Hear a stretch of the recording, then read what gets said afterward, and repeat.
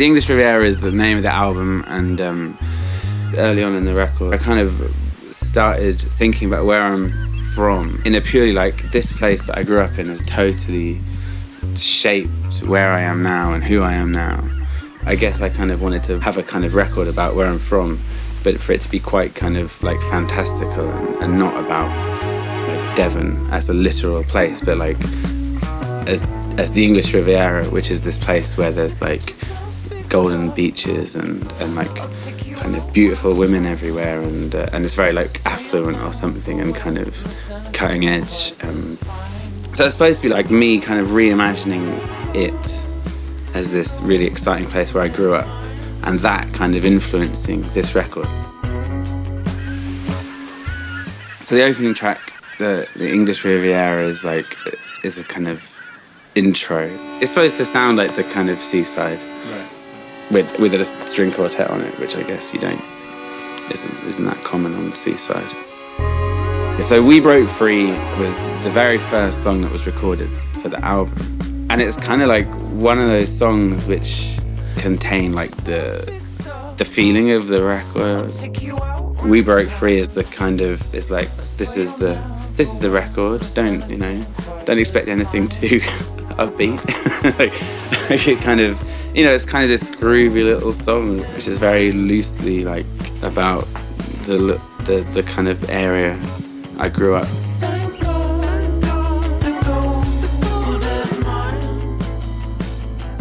I really like the idea of at one point on the record to have a girl singing, and for it to be the kind of just this kind of little moment which pops up and then doesn't really happen again. So yeah, it's not necessarily a character thing. It was more like a textural thing, I suppose. When I took you back, I thought you'd only up and run. Well, I was kind of thinking about the English Riviera seaside. I was like thinking about like little kind of carousels or whatever, little kind of organs and things like that. And so initially I just recorded it, the little kind of keyboard riff on this little Bontempi organ.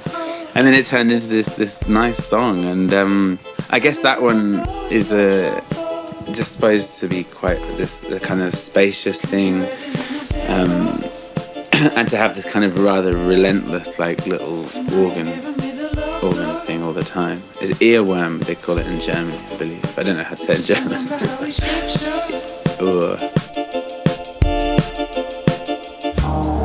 She Wants is supposed to be like a bit of a booty bass kind of song. I don't know if you're familiar with the Two Live Crew and like things like Tone Lock and stuff like that. I'm not trying to hide what I'm saying in that song, which on some other ones I do hide what I'm saying. It's supposed to be a kind of an insomniac singing to his girlfriend. I like that song a lot. Trouble is one of two songs for the album that were recorded in France. My dad said to me the other day, so what's that kind of, what's that Richard Hawley rip-off thing? I was like, Jesus, Dad. I guess maybe on the previous record people just didn't like it or they liked it. But there was nothing on there which was this kind of like, oh, have you heard that new Metronomy song where Joe's rapping? Or he's doing some spoken word or something. And maybe something like Trouble is maybe the first song on the record where people might be like, oof. But it's just supposed to be a kind of like a little breather in a way, like a little kind of breath of fresh air on the record. And the kind of song that you might play at your wedding. When Benga was saying that some of the albums has like Daft Punk meets the Eagle, I think that's the one he was talking about. It gets kind of close to what I was saying before, is that like Torbay is this kind of crazy cool place, and that kind of music, like the song The Bay, is the kind of song which is really popular there. Like everyone goes to clubs and they love like house music, and the idea that it's like the kind of the theme song of this town. These people have taste and they decide that this kind of slightly funny disco song is their song. That's like a driving song. You're driving back to Devon after, I don't know, do some modelling.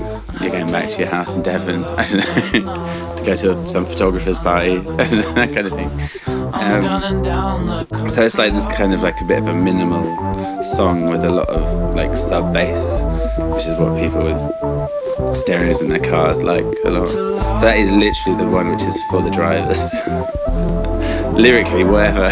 It's about the subs.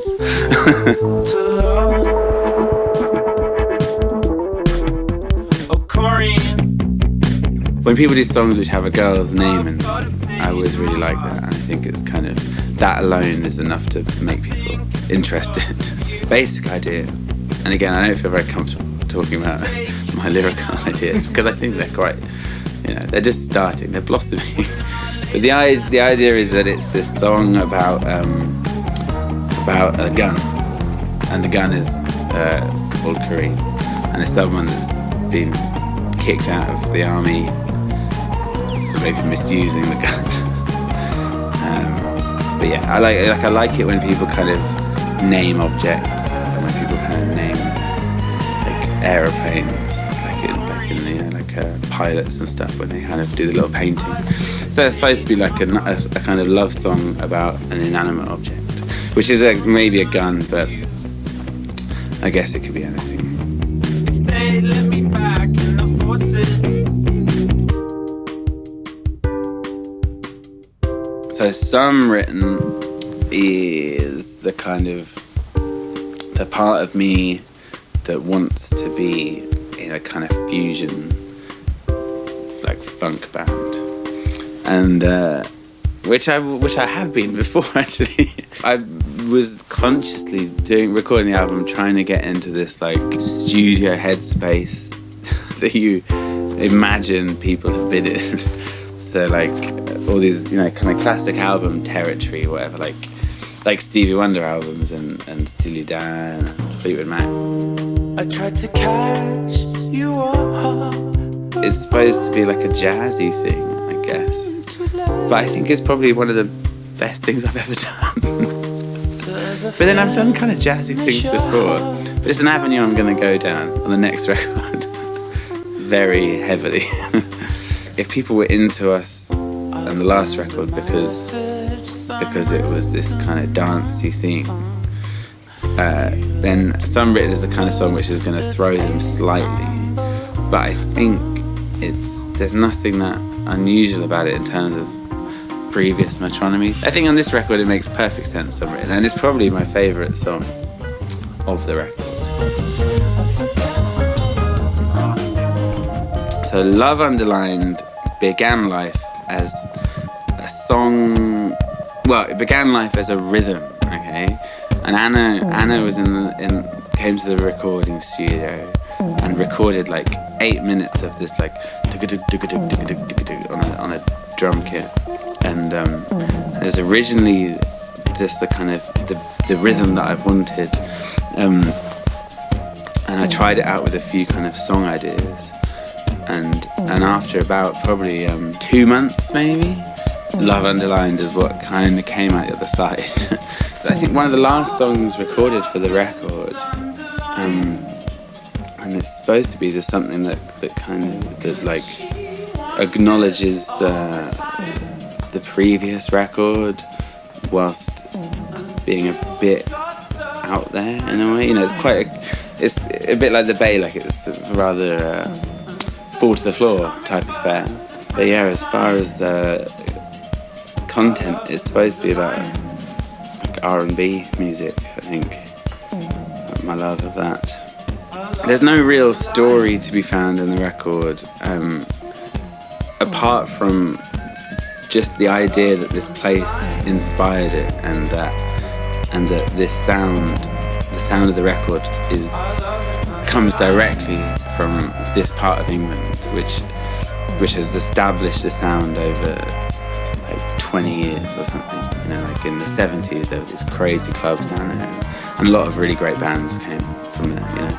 And that I'm part of this legacy of like this sound, the Riviera kind of sound, and that's much more the idea of the record. It's like a a studio album from the southwest of England, which is a very kind of exciting part of the world, I think. But of course, nothing's happened for 30 years.